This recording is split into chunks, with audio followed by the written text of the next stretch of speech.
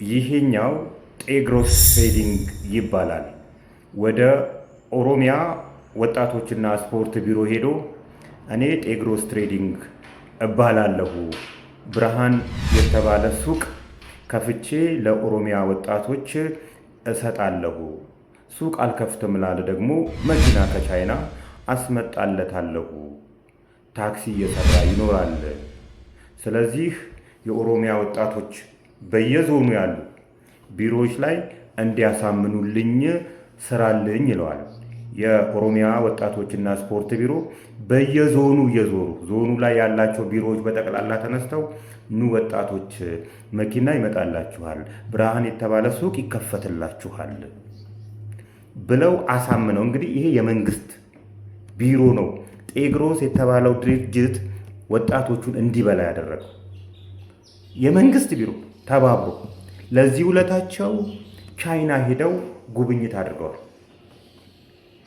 እንግዲህ ባለፈው ጅማ ላይ ነግሬያችኋለሁ።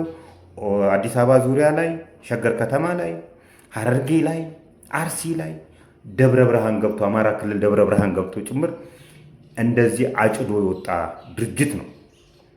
ይሄው ድርጅት ከዚህ በፊት የአዲስ አበባ መምህራንን ለምን በእግራቸው ይሄዳሉ ብሎ የአዲስ አበባ ትምህርት ቢሮን እንዲያግዘውና መምህራንን እንዲያሳምንለት መምህራን ብር እንዲሰጡት ከዛን ቻይና ሄዶ መኪና እንደሚያስመጣላቸው ካሳምነው በኋላ ትምህርት ቢሮ መምህራኑን አሳምኖ ብር ለቅሞ የጠፋ ድርጅት ነው።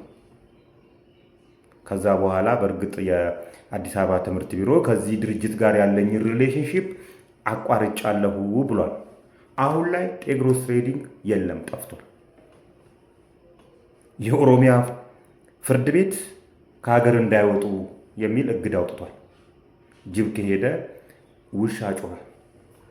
እንግዲህ አሁን ላይ እነዚህ ወጣቶች የተበታተኑ ናቸው። ግማሹ ሐረርጌ ነው ያለው፣ ግማሹ ደብረ ብርሃን ነው ያለው፣ ግማሹ ጅማ ነው፣ አዲስ አበባ ዙሪያ ነው ያሉት።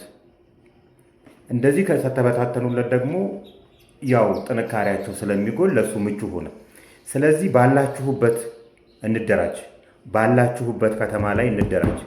የኦሮሚያ ወጣቶችንና የአዲስ አበባ ትምህርት ቢሮ እንጠይቀው።